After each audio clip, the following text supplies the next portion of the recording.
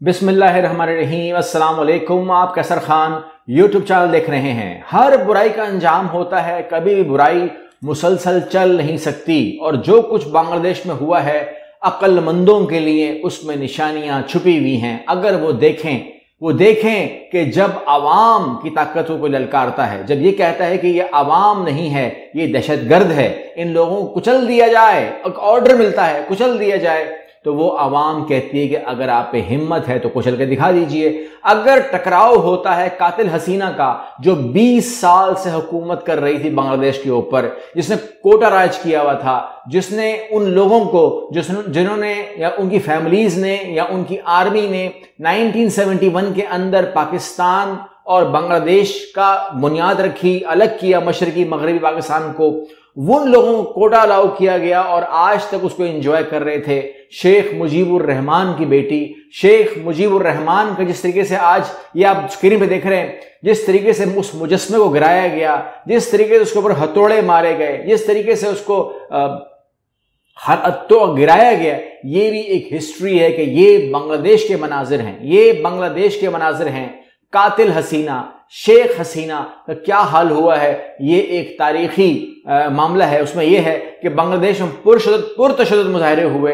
आज की तारीख, आज के दिन, यानी कि जब मैं आपसे बात कर रहा हूं, मैंने एक वीडियो रिकॉर्ड की बांग्लादेश के ऊपर, 15 मिनट की वीडियो थी, जिसमें मैं आपके सामने तमाम फैक्ट रख रहा था। लेकिन फैक्ट के आखिरी में मैंने आपसे ये बात की कि फौज ने एक बात की है कि हम आवाम के साथ खड़े हैं। तो मैंने शिकायत की आप लोगों से उस वीडियो में, जो मैं अब रिलीज नहीं करूंगा, मैंने आपसे शिकायत की कि अगर फौज खड़ी है आवाम के साथ, तो ये 100 बंदे आज कैसे मर गए, कौन मार रहा है? पुलिस और फौज आमने सामने आ गई है। लेकिन मामला ये हुआ कि उसके बाद जो चीफ ऑफ आर्मी स्टाफ हैं, हम सल्यूट करते हैं उनको, उन्होंने वार्निंग दी शेख हसीना को कि आपके पास 45 मिनट हैं, या तो आप रिजाइन दे के फरार होने की कोशिश कीजिए, या फिर आपको गिरफ्तार कर लिया जाएगा और आपका अंजाम जो है फांसी है। वहां पर शेख हसीना ने कहा, मैं भाग जाऊंगी, मैं चली जाऊंगी, मैं कभी वापस नहीं आऊंगी। बस एक रिक्वेस्ट है, मुझे एक ऑडियो पैगाम, एक वीडियो पैगाम रिकॉर्ड करने दीजिए,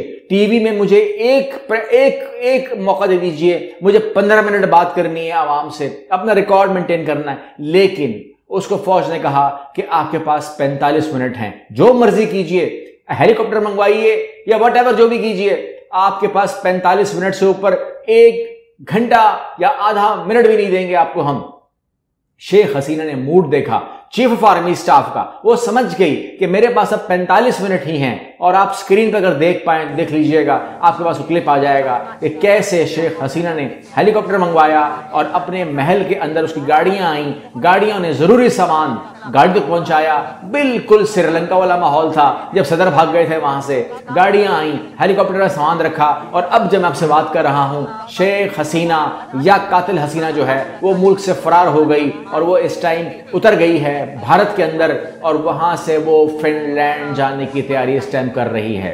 भारत ने शेख हसीना को, अपनी पपिट को, अपनी, अब क्या नाम मैं दूं, मुझे मुनासिब नहीं लगता, आप समझ जाएं, उसको सेफ रास्ता देने के लिए हामी भर ली है और उनसे कहा है कि हम आपको रास्ता देते हैं। आपने हमारी खिदमत की है 20 साल, आपने हमारे पाँव दबाए, आपने हमारे सर में तेल की मालिश की, हम आपको सेफ पैसेज देते हैं, लेकिन गुजर जाओ, यहां पर अजाब मत बनाना हमारे लिए, यहां से दफा हो जाओ, यहां से निकल जाओ, हमारी नजर से दूर हो जाओ। तो फिनलैंड जा रही हैं वो खातून इस टाइम, इस सूरत हाल के अंदर, जब आवाम वहां पर अपना इनकलाब बर्पा कर चुके हैं। शेख हसीना मुस्तफी होने के बाद जो है वो भारत के शहर अगरतला पहुंच चुकी हैं, जहां भारत ने इन्हें महफूज रास्ता फराहम करने के लिए हामी भर ली है। और बांग्लादेशी आर्मी चीफ ने जमातों से मुज़ाकरात शुरू कर दिए हैं। Army chief general Waqarul Zaman की बांग्लादेशी नेशनल पार्टी BNP समेत बड़ी सियासी जमातों से बातचीत जारी है। गुज़श्ता रोज फौजी एहलकारों से खिताब करते हुए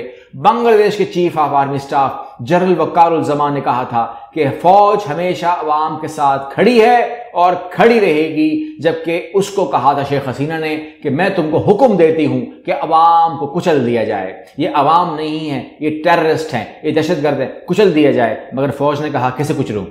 अवाम को कुचलूं? सवाल ही मैं आपको ना कुचल दूं, तुम एक हो, अवाम तो करोड़ों में है। तो लिहाजा उसने فوج نے شیخ حسینہ کا اور اس کے ریکارڈ کا اس کی پارٹی کو کچل دیا ہے، جماعت اسلامی پر پابندی لگی تھی۔ اس کے علاوہ پاکستان میں اور پاکستان اور بنگلہ دیش میں اختلاف اس عورت نے بنایا، ہمارے درمیان ایک نفرت کی بیج بوئی ہوئی تھی، اور آج وہ بیج جو ہے وہ درخت جو ہے وہ جل کے خاکستر ہو گیا ہے، بھارت کی جڑیں اکھاڑ دی ہیں یہاں سے۔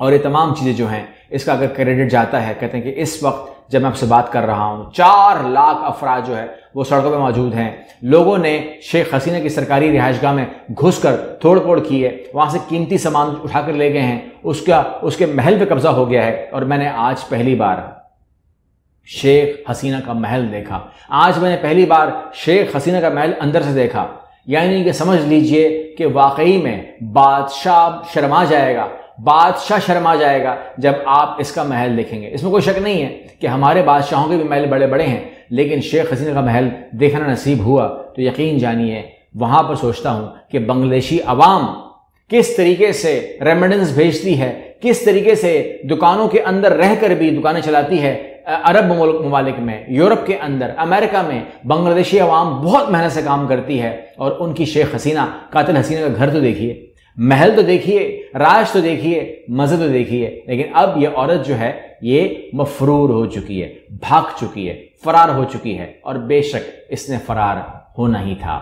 عوام جیت گئی، عوام کو مبارکباد پیش کرتے ہیں، پاکستان کی طرف سے نیک تمنائیں دیتے ہیں، پاکستان کی طرف سے آپ کو کہتے ہیں کہ اللہ آپ لوگوں کے لیے آسانیاں کرے، اور جن لوگوں نے وہاں پر غم دیکھا ہے، پریشانی دیکھی ہے، جن پارٹیوں کو بین کیا گیا ہے، جماعت اسلامی کے ساتھ، خالدہ ضیاء کے ساتھ جو کچھ ظلم ہوا ہے، میں امید کرتا ہوں کہ اس کا ازالہ ہوگا، سب کو ان کا حق ملے گا، اور انسانیت جیتے گی، انسانیت جیتے گی، انسانیت جیتے گی۔ اگلی ویڈیو ملتے ہیں، اللہ حافظ۔